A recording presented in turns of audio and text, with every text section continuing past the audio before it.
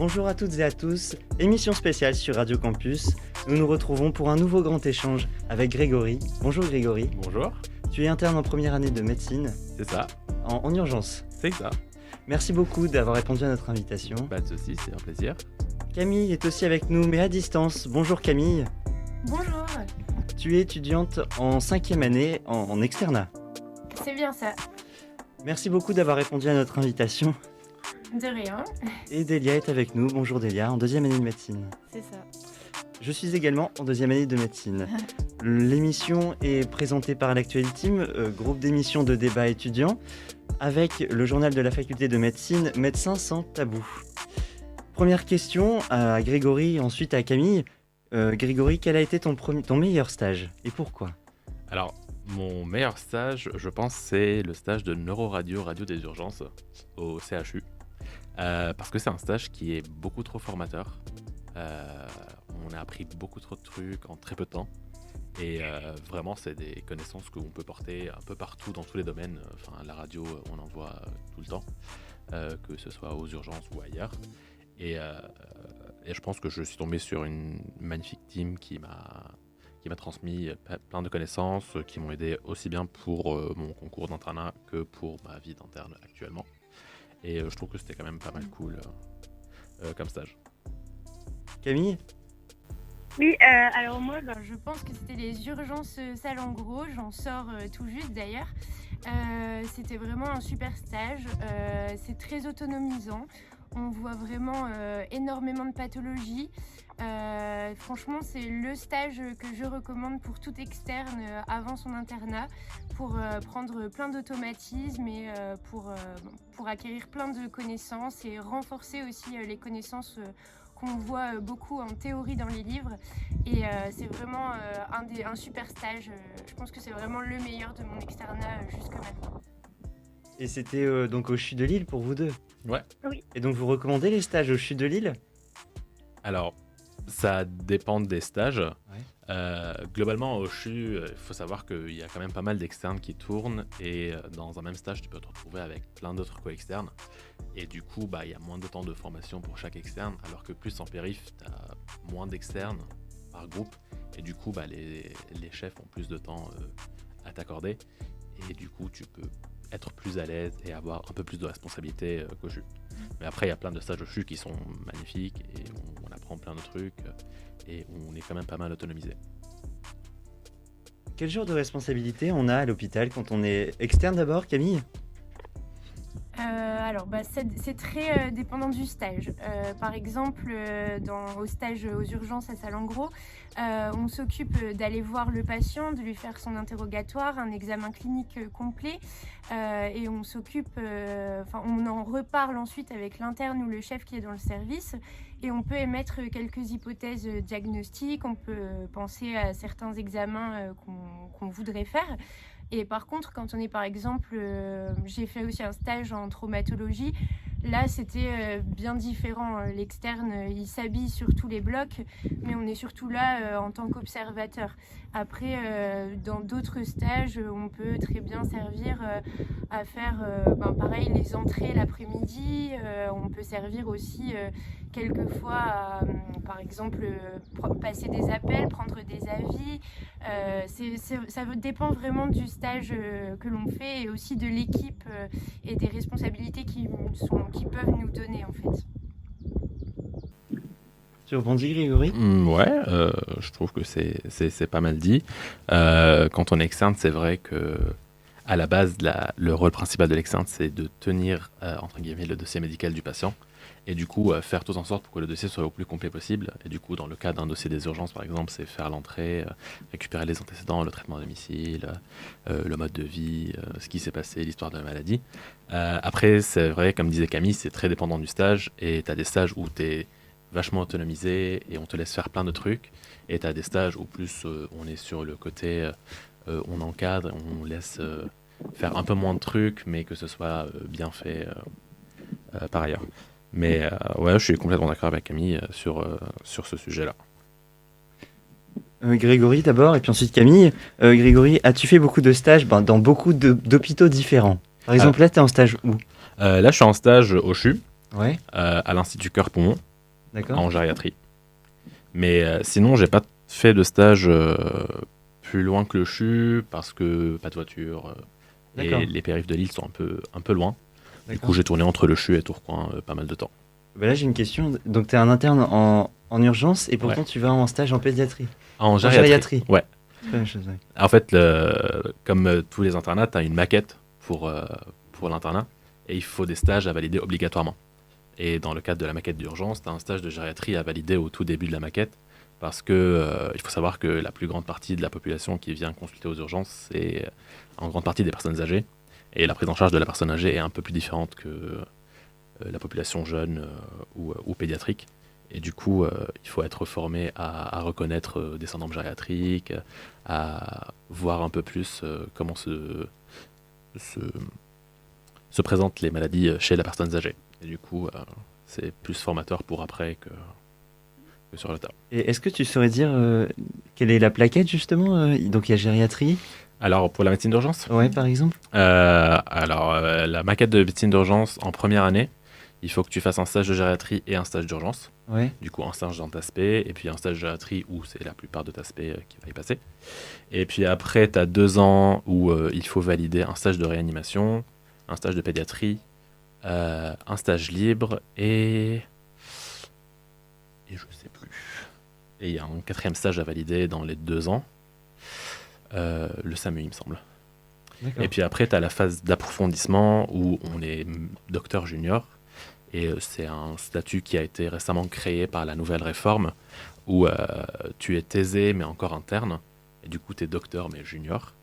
Et dans ce cas-là, c'est des contrats personnalisés où tu fais 6 mois de SAMU, 6 mois d'urgence dans des hôpitaux différents. C'est au bout de quelle année, ça?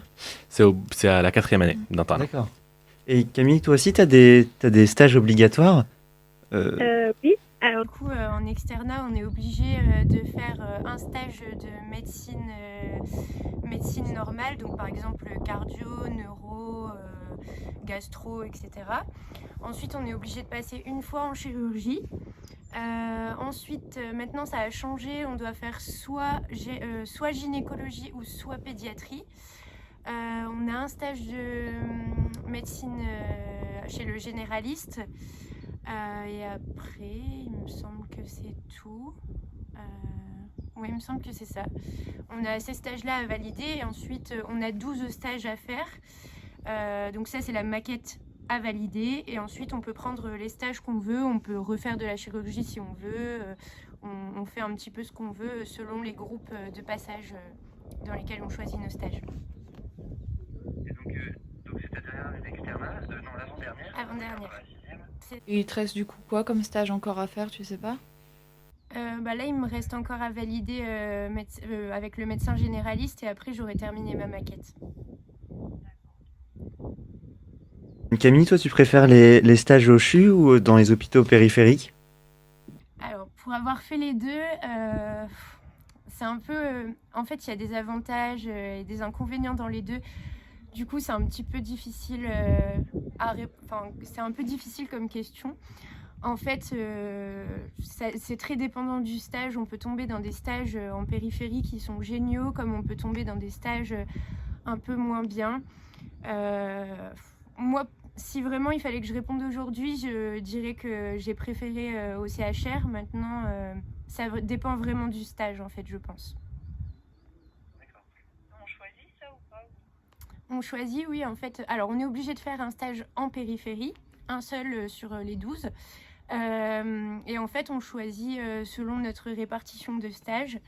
On peut choisir si on veut aller en périphérie ou si on peut prendre au CHR. C'est vraiment... Il y a assez de choix pour que tout le monde puisse passer au moins une fois en périphérie et une fois au CHR. Quelle est la pathologie la plus fréquente que tu as pu rencontrer, par exemple, toi, aux urgences? C'est très facile, c'est l'entorse de cheville. Ah ouais. C'est la pathologie qui vient le plus souvent aux urgences. Tu as une entorse de cheville toutes les 30 minutes à peu près, donc il y en a beaucoup. Et ça peut aller de la simple entorse de cheville où il faut juste du repos, un peu de glaçage, quelques jours, à l'entorse de cheville grave chez par exemple un sportif où il faut vraiment aller à l'opération chirurgicale et traiter ça de manière formel. Et toi, Camille, dans les différents stages que tu as pu faire, est-ce qu'il y a une pathologie que tu retrouves un peu dans tous tes stages? En fait, là, par exemple, aux urgences, moi, j'ai surtout vu beaucoup de douleurs abdos. Vraiment, j'avais l'impression d'en voir tout le temps, au moins 3-4 par jour. Après, je suis passée aussi en neuro et du coup, les AVC, il y en avait vraiment beaucoup. J'étais en soins intensifs neuro, du coup, à Lens. Et c'est vrai que j'en voyais 3-4 par jour. Mais je dirais que c'est plutôt la douleur abdos. Vraiment, je suis passée en pédiatrie aussi. Et en pédiatrie, c'est pareil, énormément de douleurs abdos. Ouais, plutôt la douleur abdos. Est-ce que ton service des urgences, Grégory, a été impacté par le Covid? Alors, j'étais pas aux urgences pendant le Covid, j'étais aussi en gériatrie. Ouais. Et ouais, ça a été impacté par le Covid. Cet été, j'étais faisant fonction d'interne dans un service de gériatrie en périphérie où tout le service s'est transformé en service Covid pour personnes âgées. Et du coup, on a dû changer un peu toutes les pratiques et l'organisation du service. Donc, Alors ça, on en voit, ça c'est des FFI, faisant fonction d'interne. Ouais. Et donc c'est quoi le rôle c'est quoi la différence entre un interne et un faisant fonction d'interne? Alors en gros, ton dernier stage d'externat, donc celui de l'été de ta 6e année, tu as le choix entre faire un stage classique d'externe ou signer un contrat de faisant fonction d'interne où tu es interne avant l'heure, entre guillemets. Et du coup, tu as à peu près toutes les responsabilités d'un interne selon le stage où tu es. Sauf que tu es encore en fin d'externat. Et c'est un peu ça facilite un peu le passage au stade interne après, parce que tu l'es avant l'heure. Et du coup, quand tu commences ton premier stage d'internat, c'est un peu plus facile, c'est plus fluide. Tu as une idée des responsabilités à avoir. Et franchement, je trouve que ça facilite pas mal le passage. Et Camille, Oui. est-ce que tu as ressenti, voilà, tu as été impacté par le Covid durant tes stages? Alors, moi, Quand la période Covid a commencé, j'étais en neuro à Lens. C'est vrai que mon stage, dans le sens où on avait beaucoup moins de patients. En fait, les gens venaient de moins en moins aux urgences et du coup, on avait beaucoup moins de patients dans le service. Par exemple, en soins intensifs pour les AVC, en fait, c'était vraiment très bizarre, mais on avait vraiment beaucoup moins de monde, alors que pourtant, normalement, ça n'a pas joué. Le Covid ne devrait pas avoir joué sur les AVC, mais on ne comprenait pas trop avec les chefs. Et après, là, aux urgences, l'unité D, c'est une unité Covid. Et du coup, c'est vrai que je suis passée aussi dans l'unité Covid. Et il y avait beaucoup moins de monde, c'est pareil que dans les autres unités, en tout cas aux urgences. J'avais aussi une question. Quelle est la responsabilité d'un externe à l'hôpital? Camille, je te laisse répondre. Camille?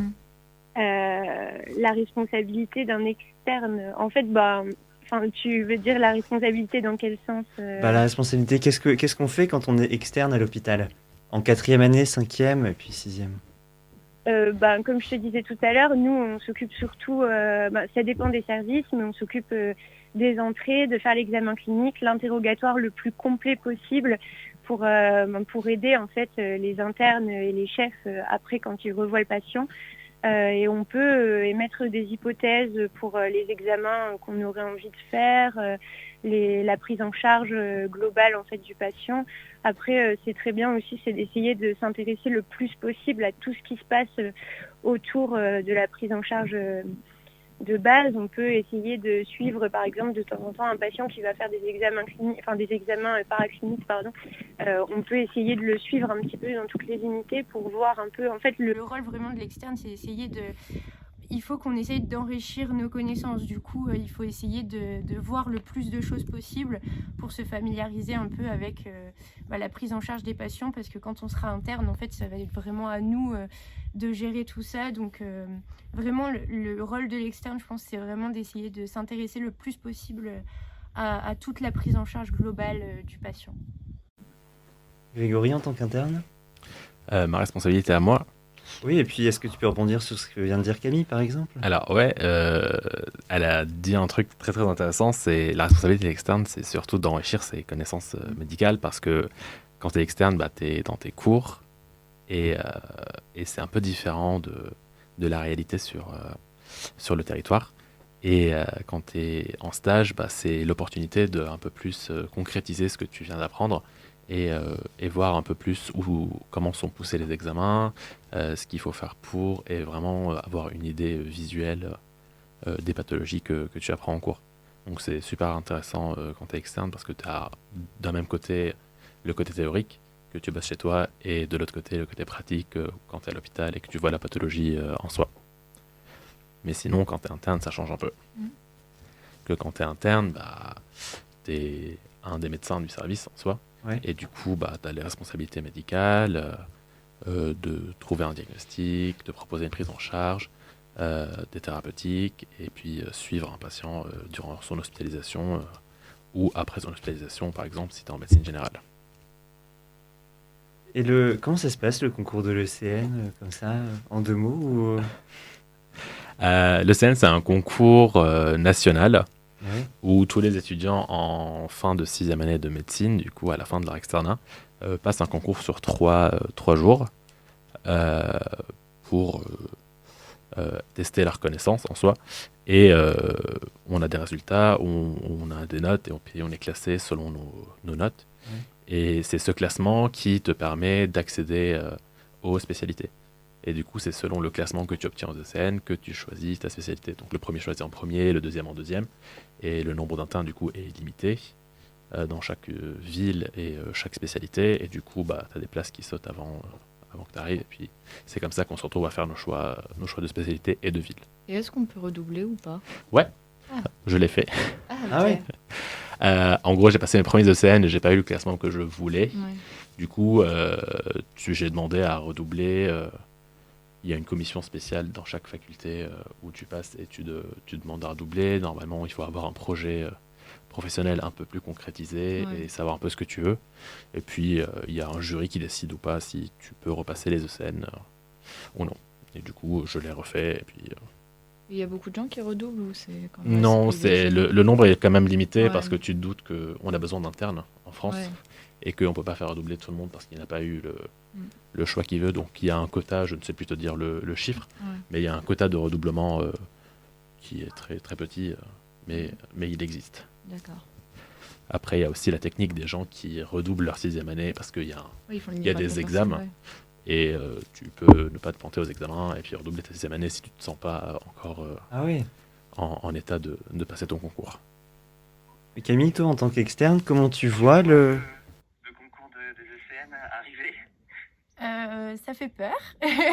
Tu penses que c'est compliqué d'allier les stages et les cours? Ça dépend des semestres. Par exemple, là, c'était un peu compliqué. On a eu examen en fait la semaine dernière. On avait 10 livres à travailler. Donc, quand on a 10 livres, oui, c'est un peu compliqué. Maintenant, il faut penser sur le long terme. Le concours de l'ECN, ça se prépare sur 3 ans vraiment à fond. Du coup, les examens, c'est sûr que c'est bien de les valider. C'est mieux de l'avoir sans rattrapage. Mais maintenant, c'est vraiment du travail à long terme. Donc, du coup, c'est beaucoup de pression. Mais maintenant, il ne faut pas lâcher. Et il faut essayer de donner le meilleur de soi-même pour essayer d'avoir ce qu'on veut à la fin, au final. T'en penses quoi, Grégory, justement, des ECN avec du recul maintenant? J'ai pas eu la meilleure expérience des ECN, donc j'en pense pas moins, mais c'est un concours à passer, c'est la règle, et puis il faut le faire. Après, c'est peut-être pas le truc le plus fair-play au monde, d'où la réforme du 2e cycle qui est en cours au niveau national en ce moment. Oui. Et donc je pense que c'est pour vous, ça va changer. C'est pour nous, oui, c'est pour ouais, l'année. c'est- Ça change juste l'année juste avant nous. Juste avant nous, ouais. Donc Voilà. vous ne serez pas la promo crash test, mais Voilà. ouais, c'est en train de changer, on espère pour le meilleur du coup, où on a plus une idée du parcours de la personne avant qu'il choisisse, qu'il ou elle choisisse sa spécialité, ce qui pourrait rendre les trucs un peu plus fair-play que ce qui l'était maintenant. Parce que là, tu te doutes qu'on évalue des gens sur juste des capacités théoriques et non pas sur les capacités pratiques, et c'est un peu moins, parlant Oui. professionnellement. Donc la réforme qui est là, elle va dans le bon sens alors. On espère bien, en tout cas. Ouais. On verra ce que ça va donner, mais j'espère bien que ce sera mieux pour vous que ce que n'était pour nous. Maintenant, on va passer à la question qui fait peur à Camille. Ah. Grégory, as-tu une anecdote de stage à nous faire partager? Alors combien de temps on a? Ah oui, tant que ça. Non, mais ouais, j'en ai plein des anecdotes. Après, je sais pas ce qui passe à l'antenne ou pas, mais une des anecdotes que je préfère, c'est un petit truc mignon, c'est j'étais en stage en médecine générale dans un cabinet dans le Pas-de-Calais. Et c'était en hiver, on est allé faire des visites à domicile de patients parce que soit ils sont âgés, soit ils sont incapables de venir au cabinet. Et on est allé voir un papy de 85-86 ans qui venait de perdre sa femme récemment, tout triste, qu'on était juste venu voir pour un peu revoir son état, renouveler ses traitements et tout. Et il faisait trop froid chez lui parce que sa maison était chauffée au bois et comme il était un peu dans la déprime, il pouvait pas couper son propre bois. Et du coup, sur ma journée off, je suis allé le voir et on a passé la matinée à couper du bois pour qu'il puisse chauffer sa maison qui est chauffée au bois. Et c'était trop cool parce que ça te permet un peu de voir ça te permet de faire des bonnes actions hors la médecine et on s'est bien entendu et après il m'a offert le déjeuner et je me suis cassé mais c'était super mignon. Et quelque chose de plus...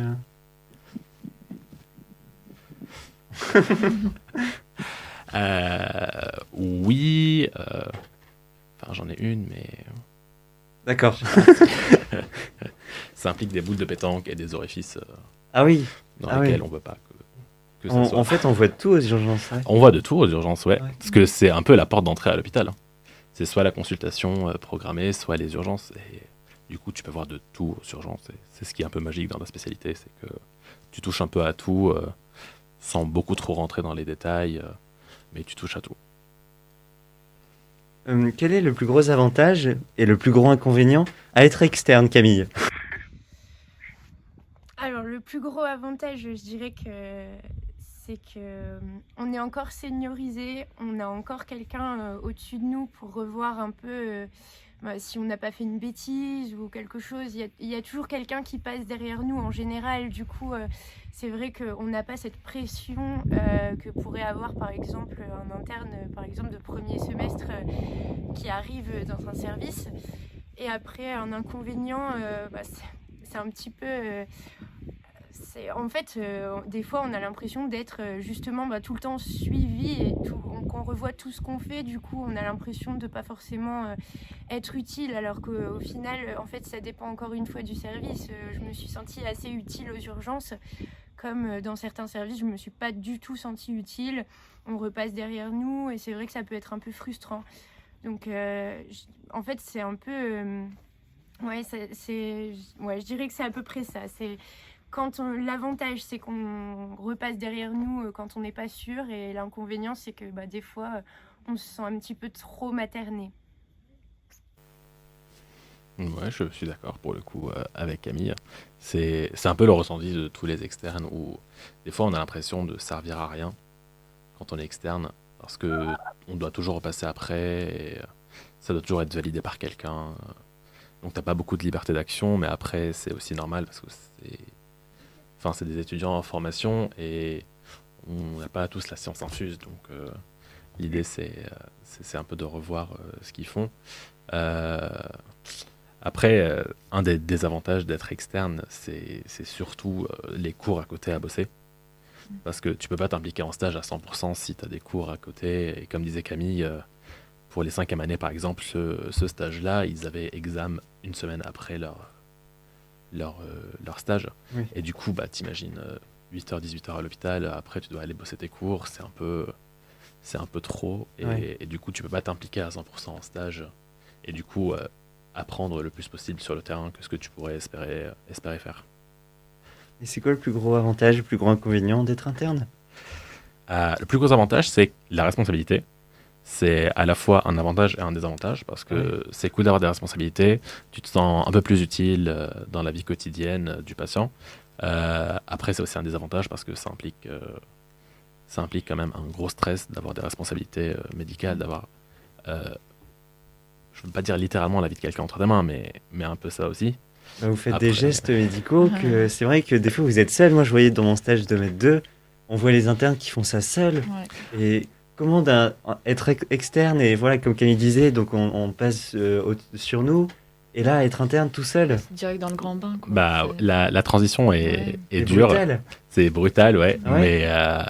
Mais c'est tout aussi stimulant parce que ça te pousse un peu à revoir tes connaissances, à rentrer chez toi, à rebosser un peu les trucs que t'as pas trop compris en stage. Après, moi, j'ai la chance d'être pas mal encadré aussi par mes chefs, avec beaucoup de liberté à côté. Et du coup, bah, j'ai un chef présent tout le temps, si je dois lui parler, si j'ai le moindre doute, je sais que j'ai quelqu'un à côté de moi au bout de quelques minutes. Donc, franchement, c'est très stage dépendant, mais effectivement, comme tu disais, il y a des internes qui sont un peu laissés tout seuls. Et ça, je trouve, c'est un peu limite parce que moi, il y a quelques mois, j'étais encore externe et du coup, bah, on passait toujours derrière moi. Puis Ouais. du jour au lendemain, tu te retrouves là à l'hôpital, on te dit coucou, t'as 12 patients, débrouille-toi. Ouais. Et du coup, ouais, la transition est brutale, mais c'est un des inconvénients, mais c'est aussi un avantage parce que ça te pousse à toi-même faire ta formation Ouais. théorique. Puis après il faut bien se jeter un jour. Oui, bah, il faut passer par là. Les études quand même durent assez longtemps. Toi c'est combien? Bah, du En coup, urgence. pour un interne d'urgence, si tu comptes 0 redoublement sur toute ta carrière universitaire, tu en as pour 3 ans de premier cycle, 3 de deuxième cycle et 4 ans d'internat, donc 10 ans. D'accord. Et ça encore, on n'a pas parlé des spécialités chirurgicales où ils en ont pour 6 ans d'internat et du coup ça fait 12 ans d'études. Et ça commence à faire beaucoup. 12 ans d'études et comment, Camille, comment se fait la gradation justement de cette diversité d'actes médicaux à faire de la 4e jusqu'à la 6e année? De la 4e à la 6e année, le travail de l'externe reste le même en fait. Donc du coup, après, on est un peu plus, on est de plus en plus un peu plus franc en fait dans les stages. Donc du coup, c'est vrai que faire des gestes, par exemple, au premier stage de mètre 4, on a un petit peu peur maintenant.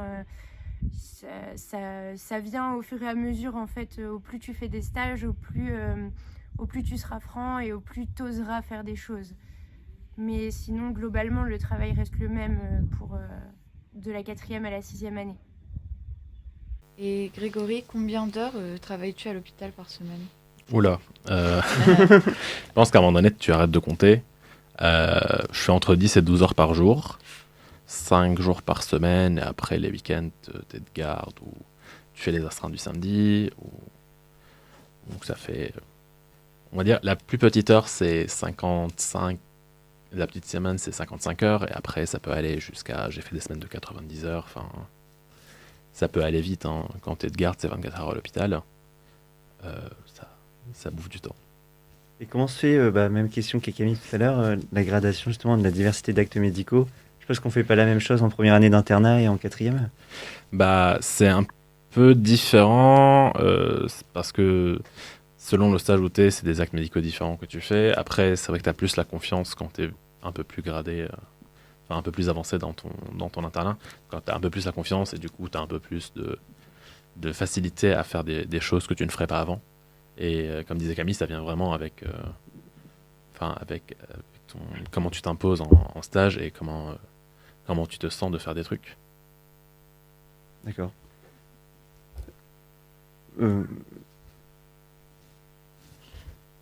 Delia, as-tu une question à rajouter? Pour Camille, combien d'heures En fait, ça dépend du stage. Par exemple, là, aux urgences, je commençais à 8h30 et je terminais à 18h. Maintenant, ça m'est déjà arrivé d'aller en stage et de terminer bien plus tôt. Par exemple, en rhumatologie à Béthune, je commençais à 9h et je terminais vers 14-15h. Ça dépend vraiment du stage. Et à côté, justement, à travailler les fameux livres rouges qu'on voit en bibliothèque? Oui. Ça dépend des gens. Il y a des gens qui ont besoin de plus s'aérer la tête, donc du coup, ils vont être beaucoup plus actifs sur leurs cours. Ils vont travailler 3 heures par jour et ça va leur suffire. Et il y a des gens qui vont devoir travailler jusque 23 heures. Ça dépend en fait de sa méthode de travail. Quelles sont les durées de stage quand on est externe? Alors ça va de 6, alors c'est 5, 6 ou 7 semaines et l'été du coup c'est sur les 3 mois et on doit faire 6 semaines. Et c'est tous les combien alors? 5 ou 6 semaines? Alors ça dépend du semestre et ensuite par exemple les 6 semaines de l'été on peut s'arranger par exemple avec le service. Moi cet été j'étais en pédiatrie à Armentières et j'ai commencé par faire une première semaine, la première semaine de juillet. Après je suis partie en vacances pendant une semaine. Je suis revenue à l'hôpital pendant une semaine. En fait j'ai étalé mes semaines. Je me suis arrangée en fait avec mes co-externes. Et donc il y a une autre donnée qui nous est inconnue, ce sont les roulements de stage. Comment se passent les roulements de stage quand on est externe et puis quand on est interne? Donc d'abord Camille. Alors, quand on est externe, en fait, donc on a 12 groupes, c'est les groupes 2D, et on est à peu près 40 par groupe. Et donc, en fait, les 12 groupes ont une lettre. Donc, par exemple, moi, je suis groupe J. Et on a tous un passage qui est défini dès notre 4e année. Et donc, en fait, donc, par exemple, moi, le premier stage, j'ai choisi 12e. Et ensuite, on choisit par ordre alphabétique la première fois. Et la deuxième fois, quand on choisit dans l'ordre, dans l'autre ordre, en fait, anti-alphabétique. Et du coup, à chaque fois, on remonte de 3. Donc, par exemple, quand j'ai choisi 12e, la deuxième fois, j'ai choisi 12, 11, 19, 9e. Et ça se passe comme ça à chaque fois jusque la fin. Et donc, du coup, par exemple, mon groupe, on choisira premier après le CN. Je ne sais pas si c'était très clair. Si, mais au final c'est vachement compliqué. Bah, en fait, c'est un choix de la faculté de Lille, c'est de faire le roulement qui soit le plus fair-play possible, où tous les étudiants ont quasiment la même chance de passer dans les premiers groupes à un moment donné de leur externat, parce qu'il y a des stages qui partent avant d'autres, au vu de la qualité de formation ou de la planque du stage, soyons clairs. Et du coup, bah, comme ça, on a à peu près tous une chance de passer parmi les premiers 3 ou 4 groupes pour choisir un stage qu'on veut bien faire sans qu'il soit imposé, quoi. Et donc ça c'est en internat. Donc ça, c'est pendant l'externat. Ouais, et en internat alors? En internat, c'est chaque spécialité a un nombre de stages et c'est selon ton classement aux ECN dans ta spécialité. Ah oui. Et ouais. donc ton classement va définir tes 4 années de stage. Tout à fait. Ton classement OCN, en fait, il définit tout après. Et c'est comme passage. C'est comme je rebondis sur ce que Camille avait dit. Donc en 4e année, tu sais déjà quel stage tu vas faire en 6e année. Enfin, Non. si t'es bon en calcul et que tu arrives à faire 3 plus 3 plus 3 plus 3 pendant 3 ans. Tu sauras à peu près combien tu vas choisir, en combienième groupe tu vas choisir à telle période. D'accord. Par exemple, là, la prochaine période, j'avais choisi 8e et là, je vais choisir 5e. D'accord. Mais après, ça ne définit pas le stage que tu choisis. Ça Non, dépend des c'est gens vrai. ce qu'ils prennent avant toi et du nombre de places ouvertes pour les externes dans chaque stage à chaque période donnée.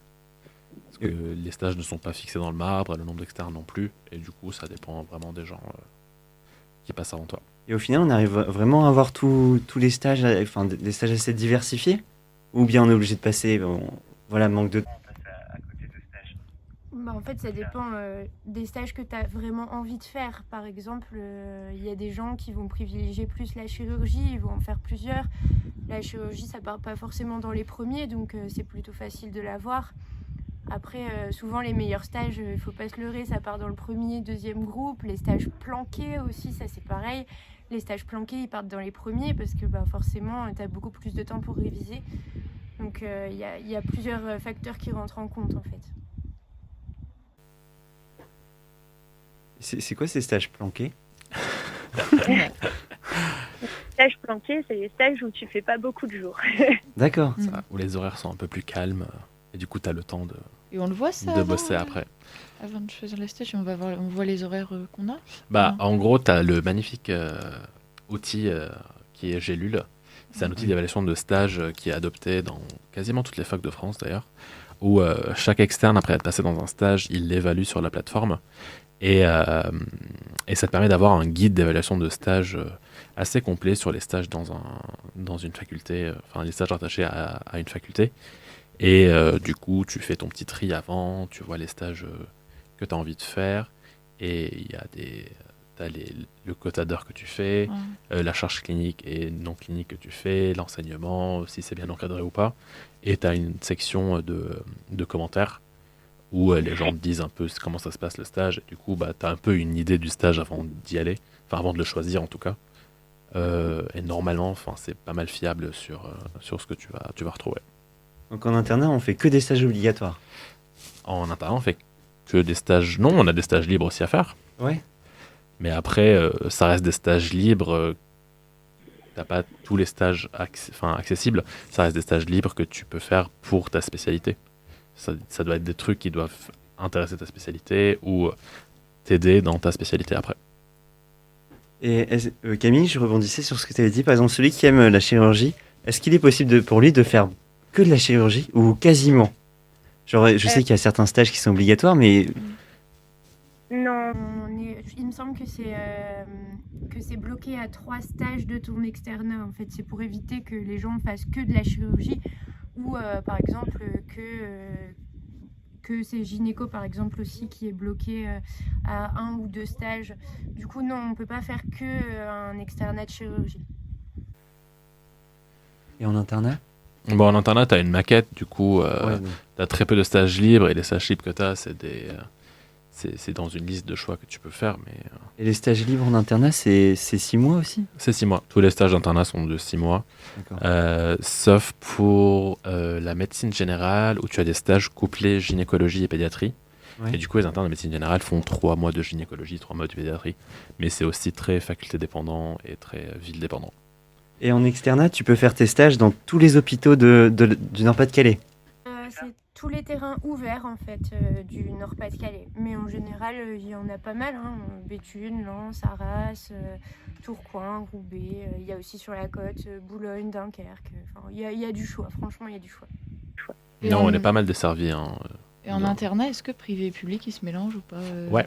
Du coup, ok. Ouais. Du coup, Ouais. nous, par exemple, on a accès aux hôpitaux de Saint-Vincent et Saint-Philibert qui sont... Ouais. Pourquoi en externat, ils sont pas accès? c'est des hôpitaux reliés à la faculté catholique de Lille. Ouais. Et du coup, ils prennent des externes de la Cato et pas D'accord. des externes de l'université de Lille. Donc les externes de l'université de la Cato, en aparté, ils peuvent pas venir. Après, Ouais, il y a les hôpitaux des publics. stages mixtes, il me semble, Ouais. selon l'hôpital, mais où on a très peu de contacts en stage ensemble. En tout Peu cas, de en stage. contacts. Après, en dehors, on se connaît. D'accord. Mais par contre, pendant l'internat, tout est mélangé. Du Mm. coup, t'as pas cette dichotomie Cato et Lille-État. Et du coup, tu vois une différence ou pas avec les hôpitaux privés dont tu Je peux t'avoue que je suis t'abonner pas encore passé Ah, ok. dans les hôpitaux de la Cato. Du coup, je ne sais pas trop. Et en internat, tu peux élargir le territoire? Tu es obligé de rester dans les Hauts-de-France ou tu peux aller dans les hôpitaux? Ailleurs Non, tu as des possibilités de faire des interchus. Ça veut D'accord. dire échanger avec un interne d'une autre d'une autre ville de France Il faut pendant trouver un un semestre. interne. Pas obligatoirement, mais tu peux juste aller faire un stage à l'extérieur de ta ville de choix. Je sais pas si c'est limité d'ailleurs à un stage, mais c'est possible et ça te permet un peu de découvrir d'autres villes et d'autres pratiques de médecine parce qu'on n'a pas tous les mêmes pratiques selon la ville où on est. Et c'est un plus dans ton portfolio de stage d'internat. Et il sert à quoi ce portfolio de stage d'internat? Il n'existe pas en soi, mais c'est Ouais, d'accord. plus des connaissances que tu acquiers ailleurs que si tu restes dans ta petite contrée. D'accord. Et donc à la fin, tu as la thèse à passer? Ouais. Ouais, là on élargit l'émission. Et donc la thèse, c'est en 4e année d'internat du coup? C'est à la fin de la 3e année, tu dois l'avoir passé, sinon tu n'as pas accès au stade de docteur junior. D'accord. Enfin, en tout ouais. cas, c'est avant ton année de docteur junior parce que ça dépend. C'est soit à la 3e, 4e ou 5e année selon la spécialité. En tout cas, pour médecine d'urgence, il faut la passer avant la fin de la 3e année d'internat pour pouvoir accéder au titre de docteur junior. Et du coup, J'ai Quand- encore 2 ans pour faire une thèse. Ouais, comment ça se passe? Comment ça se prépare en 2 mots? Il faut trouver 2 ans avant le sujet. Bah, ça dépend Ça du se type prépare de en un an? thèse et de la base de données que tu choisis. Il y a des thèses qui se préparent vite, il y a des thèses qui prennent plus de temps. Ça dépend du type d'étude que tu veux faire. Si tu veux faire une étude prospective, par exemple, où il te faut inclure beaucoup de patients sur pas mal de temps, bah, il faut te prendre à l'avance. Ah, vous avez accès aux données des hôpitaux? Bah, tu recueilles des patients comme dans tout type d'études. Tu fais toi-même ta base de données et D'accord. tu recueilles des gens. Et du coup, tu peux élargir à tous les hôpitaux que tu veux selon le besoin de l'étude. Mais ouais, Et- tu peux t'y prendre beaucoup à l'avance ou pas assez à l'avance si ta base de données est déjà faite ou si tu continues le travail de quelqu'un. Donc sur la même base de données, tu fais juste un travail rétrospectif. Il n'y a pas besoin de beaucoup de temps avant. Et concernant les ECN, tu les as passés où? À Lille, À l'université? Ouais. D'accord. c'est dans la salle d'examen, Ah oui, dans la salle d'examen. la magnifique salle. Donc fini Gaillan à Douai. Non, fini Gaillan à Douai. D'accord. Fini. Ah, c'est un point en moins là. Ok. Merci beaucoup d'avoir répondu à mes questions. Pas de souci. D'accord. Merci beaucoup d'avoir répondu à mes questions, Grégory. Une remarque? Bah, c'était cool de m'avoir ici. Merci beaucoup. Merci beaucoup, Grégory. Merci beaucoup, Camille. Merci à toi. Merci à vous. Même si tu es loin de nous, merci d'avoir répondu à notre invitation. Bah, de rien. Merci, Delia, pour être venue. Et à bientôt sur Radio Campus avec l'Actuality Team et le journal de la faculté de médecine. Au revoir. Au revoir. Au revoir. Au revoir.